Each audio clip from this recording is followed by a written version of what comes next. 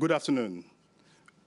The people's voice is the cornerstone of our democracy.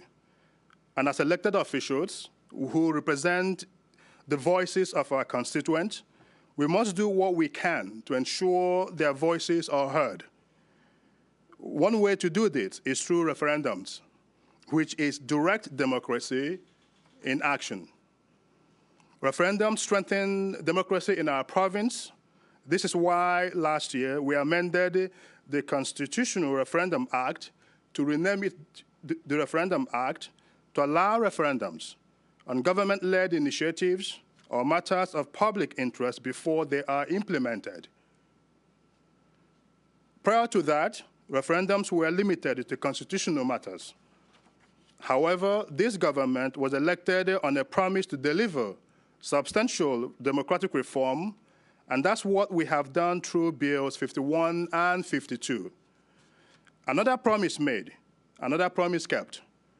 And so today we are taking another step to strengthen democracy in our province by ensuring Albertans can hear all views, point during a referendum.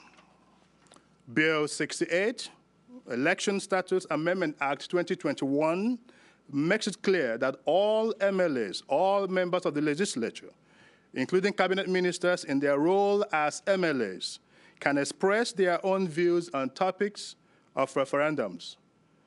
As a diverse province with a wide spectrum of opinions, it is important that the people of Alberta elect to represent them can participate in robust, public, healthy debates about issues impacting the future of our province and our citizens. This will help Albertans in deciding which path we should take to best meet their current and future needs. This amendment is simple, but it is an important one.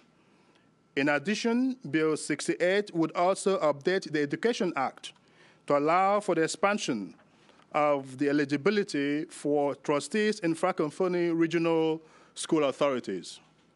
Alberta's government supports strong Francophone schools as part of a vibrant education system in our province. That's why we are amending the Education Act to broaden eligibility for Francophone school board trustees, as requested by the Francophone community. With that, I'm able to take questions. Thank you. Thank you, Minister. We will allow for one question and one follow-up. Operator, please put through the first caller. Audrey Nouveau, Radio Canada. Hi, Minister. Thank you for taking my question. Concerning these eligibility criteria for Francophone School Board trustees, I understand now with this new bill, you could draft these new eligibility criteria through an order in council. So can you tell me what are the new categories or eligibility criteria that you would change through an order in council further on? So right now, what we are trying to accomplish is to broaden the class of those individuals who can run as trustees under the Francophone Regional Board. Right now, the way it is written is that those who are eligible and who have right under Section 3 of the Constitution are the only ones that can run for those trustees' position. As interpreted, that would mean that you have to have school-age children in order to participate in those elections. And you and I know that that is not the intention. The intention, I mean, it would be absurd to not allow someone who meets the requirement of Section 23 to not run simply on the basis that they do not have school-age children. That is not the case with respect to public or alternative school board. And so this will level the ground and make sure that all of them are able to run, regardless of whether or not they have school-age children. Thank you. And can I have a follow-up? Go ahead. When do you expect to order these new eligibility criteria? Would that be right after the bill is signed into law and proclaimed? Well, I am not going to speak on behalf of the Minister of Education, but I suppose that given the fact that the elections are going to be in October of 2021 this year, that shortly after the passage of the bill and proclamation that the Minister of Education would take the steps to put in place that order in council. Thank you, Minister.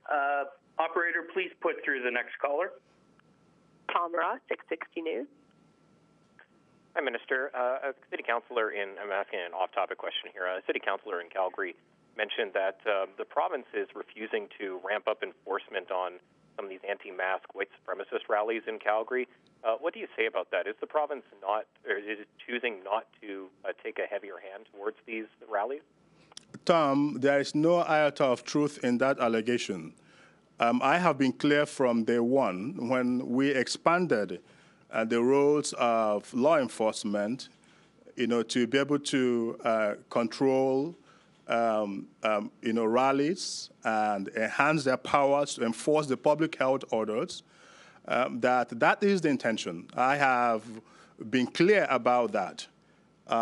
Matters of law enforcement are at the discretion of law enforcement officials. The Minister of Justice have no role in directing law enforcement on how best to enforce or ensure that people do not violate the public health orders. So I have not seen a request from anywhere that suggests the contrary to be the case.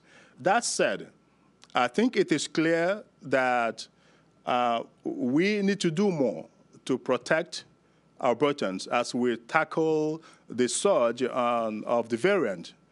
And my hope is that law enforcement, as they have been doing, would exercise the powers that the provincial government have given to them to ensure that the public health orders are enforced. Thank you. And then just to follow up, if I may, at what point, though, does the province think that, hey, maybe this is going too far, or maybe you should say something to direct some stricter enforcement because these continue to grow, these continue to be a problem. We see assaults stem out of these incidents. What point does the province say, hey, cut it out? So we continue to urge all Albertans to comply with the public health orders. Those orders have been put in place to protect all Albertans, protect our public health, and to ensure that we don't overwhelm our healthcare systems. This is a pandemic, the likes of which we have never seen before, that is threatening, not just our health, our economy, and our ability to live our normal lives. And the earlier that we have all Albertans complying with the public health orders, the better for all of us to be able to control this pandemic and move on with our normal lives. So again, I appeal to all Albertans. I urge everyone out there, to ensure compliance with the public health orders. I am not going to, it would not be appropriate for me as the Minister of Justice to direct law enforcement on how to enforce the public health orders. That said, we have seen that law enforcement have been doing that particular work, and I leave it to them to determine how best to continue to enforce the public health measures. If there are gaps in what is required to ensure proper compliance and enforcement, my hope is that the folks at the Department of Health, Minister Chandro, the Chief Medical Officer of Health, and indeed any elected officials in this province can make that particular request. So far, I have not seen any request to that effect. Thank you, Tom. Thank you, Minister. Operator, please put through the next caller. Michelle Belfontaine, CBC. Hi, Minister. Thanks for taking my question. I want to ask you a question about the provision to make it clear that all MLAs, including ministers, can express their views during a referendum. The Select Special Democratic Accountability Committee reviewed the Election Act and the Election Finances and Contribution Disclosure Act, and I didn't see this mentioned anywhere within that report. So my question to you is, who is asking for this? Thank you, Michelle. So again, if you recall, the committee makes recommendations. And it is up to Cabinet to weigh in on the recommendations as well as what else that is missing that is required for purposes of the referendum. In this particular instance, it is not appropriate for Cabinet ministers who are elected by their constituent to not have the same privilege and opportunity that every other MLA in this province have to weigh in on referendum topics simply because they occupy the office of a minister. I think we can all agree that it is the right thing to do to ensure that all MLAs, regardless of status, whether or not they're in cabinet or otherwise, have the ability to represent their constituent. And that is what we have tried to accomplish with this. Thank you, Michelle. Any follow-up?